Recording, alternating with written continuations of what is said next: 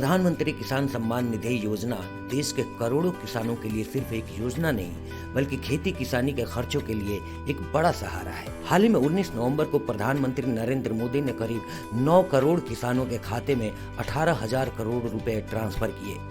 ये इस योजना की 21वीं किस्त थी। जिनके खाते में 2,000 रुपए आ गए उनके चेहरे तो खिले हुए हैं, लेकिन गलत फॉर्म भरने या डॉक्यूमेंट्स पूरे नहीं करने या केवाईसी अधूरा होने की वजह से जिन किसानों के खाते खाली रह गए, या फिर वो किसान जो अगली किस्त का इंतजार कर रहे हैं, अब उनके मन में कई सवाल हैं। इस वीडियो में आज हम आपको बताएंगे कि 21वीं किस्त के बाद अब 22वीं किस्त आपके खाते में कब तक आ सकती है, और अगर पिछली किस्त का पैसा अटक गया है तो उसकी असली वजह क्या है और आप उसे घर बैठे ही कैसे ठीक कर सकते हैं।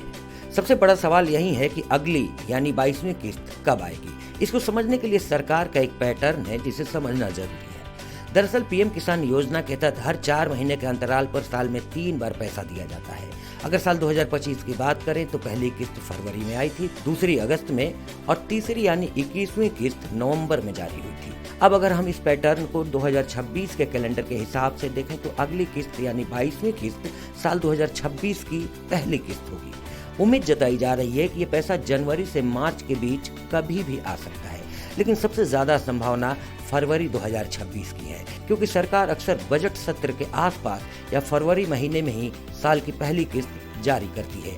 हालांकि अभी तक इसको लेकर सरकार ने कोई तारीख फाइनल नहीं की है, लेकिन आप मानकर चलिए कि फरवरी तक आपको इंतजार करना पड़ सकता है।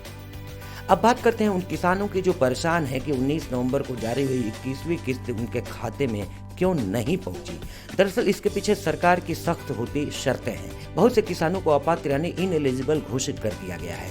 इसकी 5 बड़ी वजहें सामने आई हैं। पहली वजह उम्र की गलत जानकारी देना, दूसरी वजह खसरा और खतौनी यानी जमीन के कागजात में गड़बड़ी, तीसरी वजह बैंक अकाउंट नंबर या IFSC कोड का गलत होना, चौथी वजह आवेदन भरते समय नाम या पते में गलती, और 5वीं और सबसे बड़ी वजह KYC का पूरा ना होना। अगर आपने अब तक अपना KYC नहीं कराई है तो सरकार ने साफ कर दिया है कि ऐसे किसानों को लिस्ट से बाहर कर दिया जाएगा।